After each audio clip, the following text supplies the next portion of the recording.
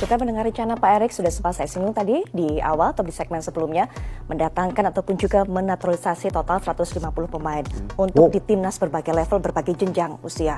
Tapi di satu sisi lainnya juga para masyarakat Indonesia, para pecinta bola, para supporter mengatakan kasih dong kesempatan para pemain lokal yang lebih banyak lagi untuk masuk timnas. Jangan hanya naturalisasi. 150 pemain Pak, bener itu Pak, banyak banget Pak. Yang ngomong siapa? Banyak media, yang banyak para media supporter. Kan bukan saya ngomong. Para supporter juga seperti bukan itu, saya yang isu-isunya. ngomong. Saya waktu itu bicara, silakan statement saya dilihat. Di saat timnas mainnya bagus, bacot mafia makin jelek. Di saat timnas berkembang, kantong mafia kempes. Di saat ranking timnas naik, pendapatan mafia turun. Di saat diaspora makin banyak, pemain titipan sedikit. Nilai juga pengorbanan mereka gitu. Jangan hanya melihat dari sisinya diaspora lokal. Saya nggak suka ketika dibanding-bandingkan antara diaspora dan lokal. Sama bangsa kita, masa kalau ngeliat bangsa lain langsung waduh, kenapa? Kita bangsa besar kok, kita juga harus merasa kita setara dengan mereka. Nah, jangan kita gara-gara penjajahan yang sekian lama yang dirasakan bangsa kita, ini dia saya suka dijajah Jepang, dijajah Portugis atau Belanda, kita merasa kita langsung tidak setara. Nah, ini yang saya dorong bahwa semua talent pool terbaik yang ada di Indonesia ataupun dunia yang punya kesempatan membangun merah putih, ya kita harus berjuang.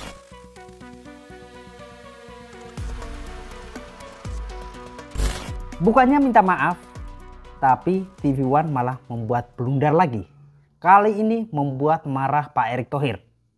Di depan mata Pak Erick Thohir, Putri Viola selaku pembawa acara menanyakan, katanya PSSI atau Pak Erick Thohir akan menaturalisasi 150 pemain. Padahal pemain lokal di Indonesia ini masih sangat banyak. Kenapa harus ada naturalisasi? Nah, untuk lebih jelasnya kita dengarkan bersama-sama ya teman-teman. Kita mendengar rencana Pak Erick sudah sempat saya singgung tadi di awal atau di segmen sebelumnya, mendatangkan ataupun juga menaturalisasi total 150 pemain untuk di timnas berbagai level, berbagai jenjang usia. Tapi di satu sisi lainnya juga para masyarakat Indonesia, para pecinta bola, para supporter mengatakan kasih dong kesempatan para pemain lokal yang lebih banyak lagi untuk masuk timnas. Jangan hanya naturalisasi. 150 pemain Pak, bener itu Pak, banyak banget Pak. Yang ngomong siapa? Banyak media, banyak para media supporter. Kan bukan saya ngomong. Para supporter juga seperti bukan itu, saya yang isu-isunya. ngomong. Saya waktu itu bicara, silakan statement saya dilihat. Bahwa kita perlu 150 pemain untuk membangun yang namanya tim nasional. Yaitu 2x11 yang sama kualitasnya di senior. Ya, di U23 mungkin 3x11. Ya, betul, di U20 4x11, di U17 5x11. Kalau kita punya 150 ini, baru kita akan sustain kayak Jepang. Karena saya melihat bahwa pembinaan di Jepang, di Belanda itu punya nilai sendiri buat saya. Ya, tetapi juga kita bisa lihat bagaimana negara seperti Prancis dan Maroko yang banyak melakukan penarikan diaspora. Kita lihat ya, pemain Perancis itu namanya bukan Perancis semua sekarang. Iya, betul. Ya. Nah, jadi 2 atau 3 metode yang ada ini ya saya buka. Dan itu yang menjadi tentu agenda reform untuk daripada PSSI. Jadi kita perlu 150 pemain. Jadi sudah jelaskan teman-teman? Kira-kira ada yang nonton fullnya atau tidak? Nggak digaji, kenapa pemain timnas mau dinaturalisasi? Kalau menurut manajer timnas Indonesia, para pemain nggak mendapatkan gaji tetap dari PSSI, tapi mereka dapat uang saku dan bonus dari PSSI sesuai hasil pertandingan yang diraih pemain timnas. Namun uang ini masih nggak sebanding sama pendapatan mereka dari klub masing-masing. Pertanyaannya, kenapa mereka mau dinaturalisasi?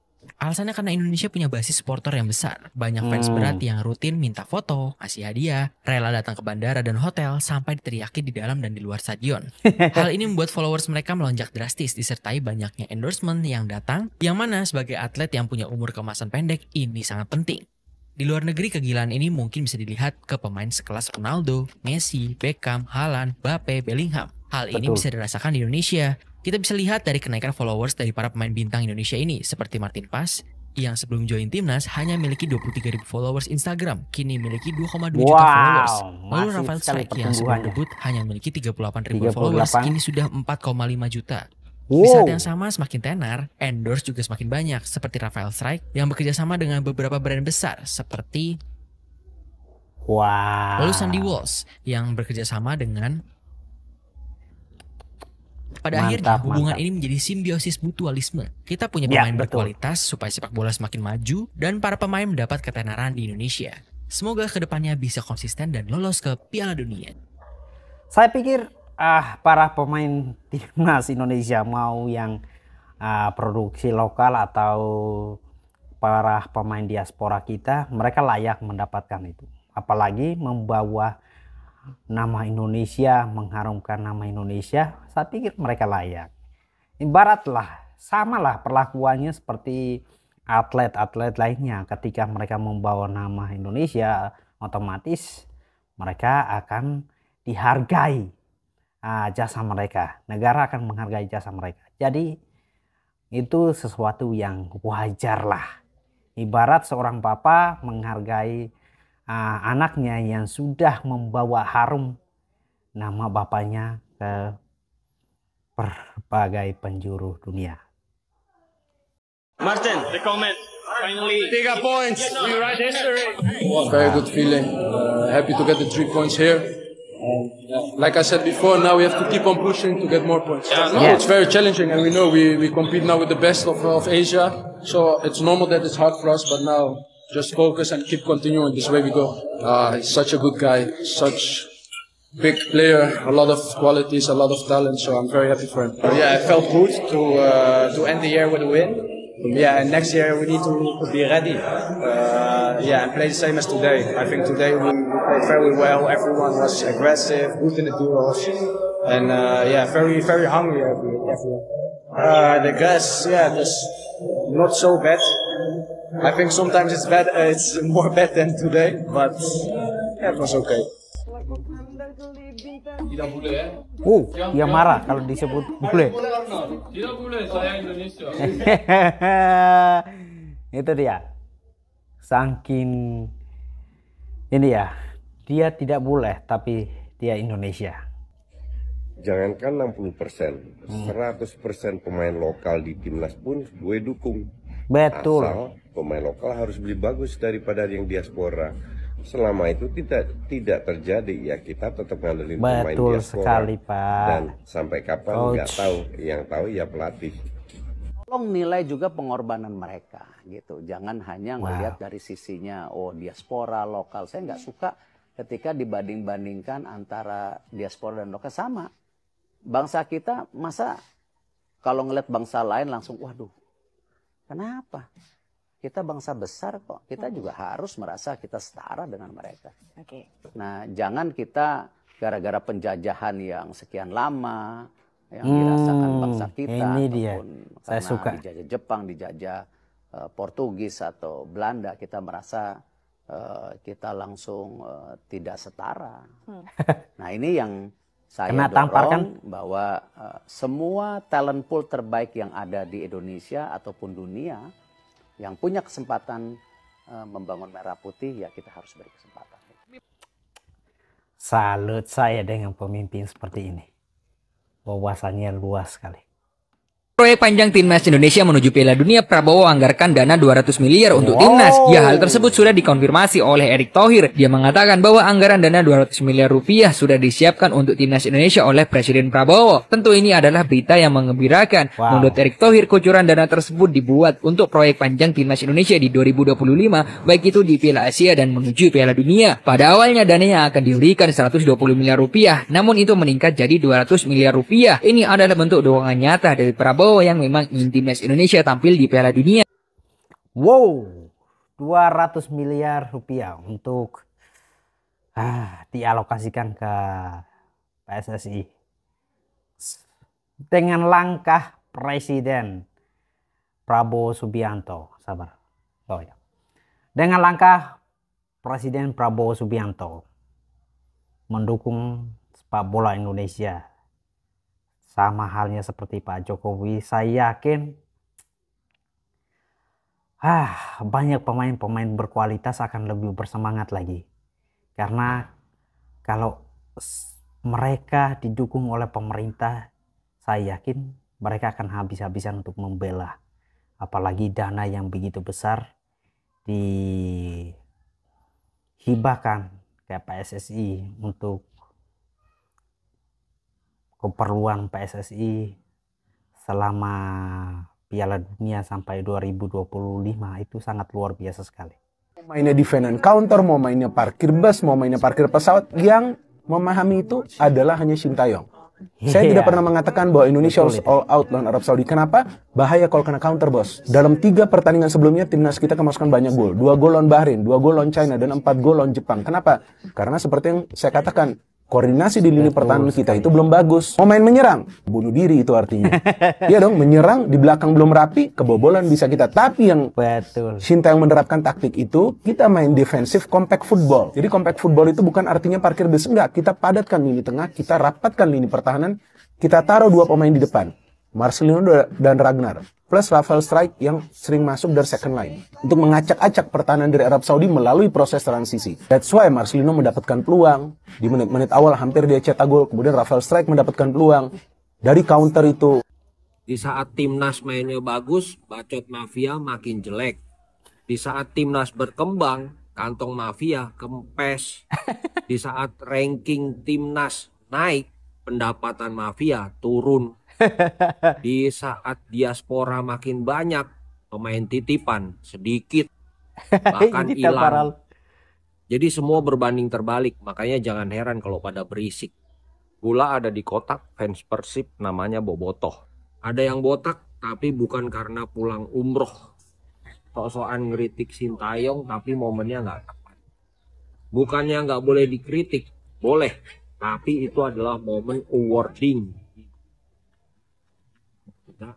Pakai acara curhat katanya diserang buzzer. Lah Sintayong mah nggak ada buzzer. Itu murni rakyat Indonesia yang cinta timnas. Betul. Istilahnya buzzer 0 rupiah. Lagian semua orang juga tahu buah yang dilemparin adalah buah yang matang. Ya kalau buah busuk ngapain dilemparin? Ntar juga jatuh sendiri. Betul sekali ya, saya suka cara-cara seperti ini ya. Ini sangat elegan sekali loh. Akhirnya kita sebagai masyarakat awam paham pemaparan seperti ini. Seseringlah dibuat konten seperti ini terus di-up sama media-media besar, saya yakin itu akan menampar banyak pihak ya. Gua kira tersadarkan kita nggak punya target juara sama sekali di ASEAN Championship atau Piala Ciki AFF ini. Jadi kalau kata Coach Nova, kalau kita berbicara dengan Sintayong berbicara mengenai target Sintayong itu hanya ingin menjadi yang terbaik. Dan ini adalah alasan lain Sintayong ini turunkan pemain U22 untuk timnas Indonesia di Piala AFF 2024 karena alasan ingin adanya regenerasi. Di satu sisi karena ASEAN Championship atau Piala AFF ini tidak masuk dalam kalender FIFA, jadi sangat sulit bagi Indonesia untuk mendapatkan pemain abroad di luar negeri perihal izin dari klubnya. Selain alasan regenerasi, nanti pemain U22 untuk timnas Indonesia di Piala AFF 2024 akan dicari pemain terbaik yang nantinya bisa dipromosikan ke tim nasional Indonesia senior. Pertandingan kemarin, tapi gue tetap at least sampai sisa di qualifiers ini, sisa 4 pertandingan lagi nggak ada kata lain selain STY yang mimpin kita di pinggir lapangan. Jadi AFF nggak akan ditolak ukur. Gue agak heran ya kalau ada narasi soal STY out, karena justru yang bikin gue heran, narasi paling kuat dari narasi STY out ini justru hadir ketika kalahnya dari Jepang gitu. Padahal dari momen kita drawing pun, gue udah ngeliat lawan Jepang, gue udah mikir ini kita kalah lawan Jepang gitu. Tapi justru narasi paling kuat STY out datang dari pertandingan lawan Jepang. Dan menurut gue itu agak-agak nggak make sense. Walaupun ya kritikan tetap harus jalan lah untuk STY. Karena terbukti respon setelah dikritik bagus banget pertandingan kemarin. Tapi gue tetap at least sampai sisa di qualifiers ini, sisa 4 pertandingan lagi nggak ada kata lain selain STY yang mimpin kita di pinggir lapangan. Jadi AFF nggak akan ditolak ukur ya? gosip pengennya tetap juara-juara juga. Oh, sebenarnya. iya. Nggak bisa dong, Jal. Tapi target Kan beda tim. Kan U22. Iya beda tim. Jangan jadikan tolak ukur bahwa AFF aja nggak bisa mau ngomongin Piala Dunia. Oh, Itu, mas, tapi maksudnya mau juara juga, tapi kan U22 mas. Nggak apa-apa dong.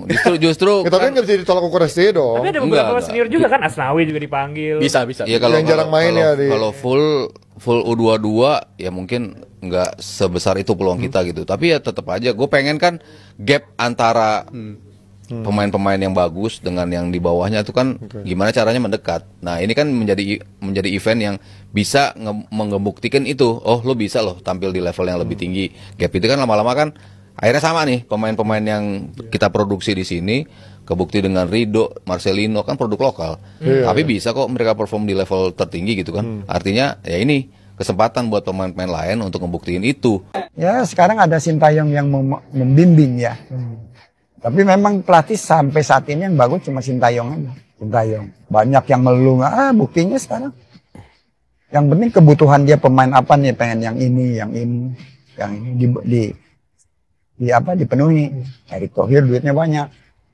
Gak ada masalah. Pemain Indonesia jeleknya apa? 사실 첫 번째 선수들이 좀 프로페셔널한 정신력이 좀 약하다. Jadi 3 hal. Pertama, mental profesionalnya. Dan yang kedua, masalah makan. Dan yang ketiga, weight training. Oke, kenapa harus weight training? Kan pemain bola. Main bola kan pasti main body, keras. Oh, ketabrak. Ya betul, ketabrak, kebentur gitu. Kalau misalnya kalah dari main body, pasti kita nggak bisa keluarin kemampuan kita masing-masing. Gitu. Oh ya, make sense. Ya, understand. Kalau makan, apakah orang kita memang makanannya jelek-jelek? nasi goreng 같은 경우. nasi goreng tahu nasi goreng. 튀김 고랭은? 사실은 이제 단백질 섭취를 될 수 있으면 선수들이 많이 하면서 파워를 키워야 되는데. Saya tahu kurang protein. Jadi pemain-pemain harus banyak makan protein. Proteinnya, dia protein low.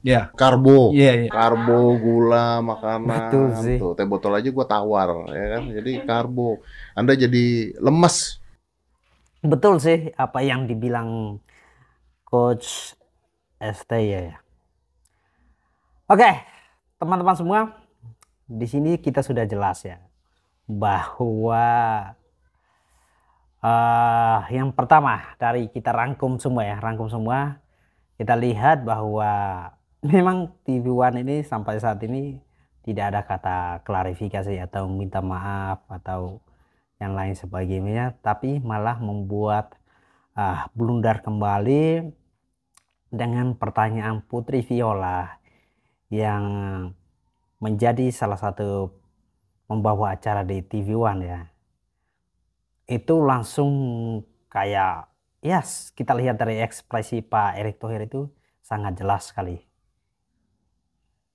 Tapi seketika itu langsung Pak Erick Thohir menanya balik dan mereka tidak bisa jawab, malah melempar bahwa itu media yang memulai. Nah, mereka lupa kalau TV One juga media. Dan yang kedua adalah kita lihat bahwa timnas Indonesia ini memilih untuk membela Indonesia. Ya, yang pertama menurut saya adalah panggilan. Mereka ini ada panggilan yang mereka mau berdedikasi penuh. Dan ya karena kemurnian hati mereka inilah ya mereka dapat seperti bonus ya, itu seperti biasa lah, atlet-atlet lainnya juga sama lah kalau mau membela negara. Dan ya secara exposure nama mereka dikenal di publik ya, lebih dikenal lagi ya teman-teman.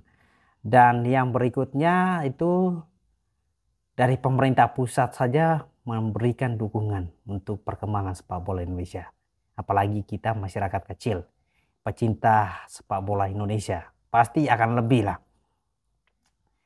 Dan sisanya adalah kita lihat bahwa pesan yang sama, jangan pernah ganggu perjuangan timnas Indonesia untuk mengikuti fase ketiga kualifikasi Piala Dunia ini.